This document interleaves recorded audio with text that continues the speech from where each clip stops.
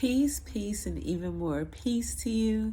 It's your girl, my Aunt Amethyst the Queen, your favorite neighborhood astrologist, coming to you live from the Western Hemisphere, coming to give you guys some of this good astro weather. We've been breaking down the 12 houses of the zodiac and what they represent. Last time I rapped with you guys, we talked about the third house. The third house is the house of the intellect. It's the house of communication. It is the local house and the house of your immediate surroundings. It is where my son is located. So I'm a local chick. You feel me? So this go round, we're going to break down the fourth house. The fourth house is ruled by the beautiful Cancer. Now, when I think about Cancer, I always think about like this well-rounded energy. I think about like this nurturing, like deep, just like this deep nurturing, like mother energy, that I feel like Cancer really represents because of its dealing with emotion. All right, so Cancer rules the fourth house, and the fourth house is at the bottom of the chart. It represents our foundation. It represents who we are at our core. It represents our roots. It represents where we come from, our family, culture, heritage, all that type of stuff. It also represents your home. It represents your private life and privacy. It represents your kind of like basic needs and your security.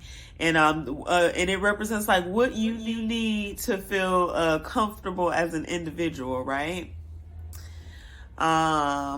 It also represents your children, and when I say your children, it represents your ability to nurture, your ability to mother children. The fifth house more so represents like your children and like having children. But the fourth house definitely represents like your ability your ability to mother. It also represents that feminine energy.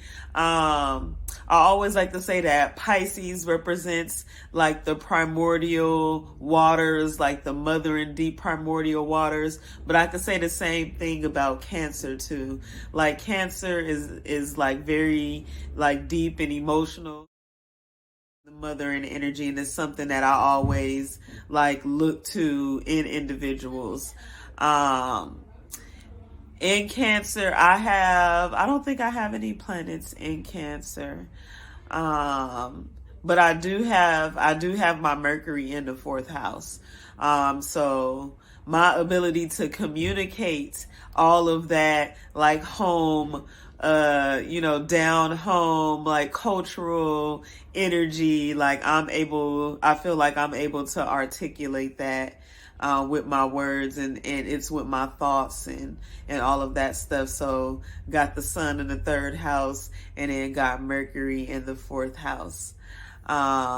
So let's use another example. Let's use that beautiful Aries. So what would it look like if you had Aries in the fourth house? If you had Aries in the fourth house, you were probably somebody that would be pretty proud of where you come from. Okay, you might love to wear like, some attire from where you're from. Maybe you're from Africa and you like to wear your African garb, or maybe you're from California, you like to wear that California bear on you, or god darn it, maybe you like to rock the American flag or what have you.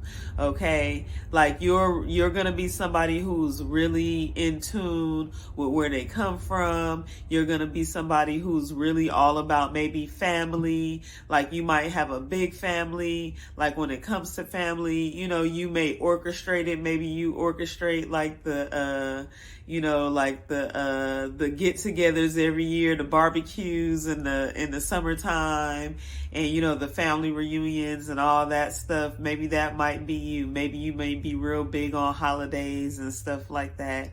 And that's one example of what it could be like. Or like on the flip side, okay, let's do the shadow side. You had Aries in the fourth house and it was, on the more quote unquote negative side, maybe you might be too hard on family. Maybe you might be too tough. Maybe you may require too much, from your loved ones, or maybe expecting too much, from the people around you. So yeah, when I think about the fourth house, I think about, tender love and care. I think about the mother. I think about that beautiful nurturing energy. Again, the fourth house is right at the beginning of the second quadrant. It's right at the bottom, at the base of your chart. So again, that's who you are at your core. Okay. Whatever sign you have there is going to definitely influence, you even more, like having Aries there, as we use for an example. But yeah, that's the beautiful fourth house. And I know I say all of the houses are beautiful, but it's because they are, because it's 12 different hums, that create this beautiful crescendo, or this beautiful symphony of who you are. And we get to walk all of these houses out in the physical. So I am what it physically looks like to have 3 fixed signs and have a North Node in Aries and blah, blah, blah. Like, I am physically walking that thing out every day. And you're physically walking out all of your placements every day.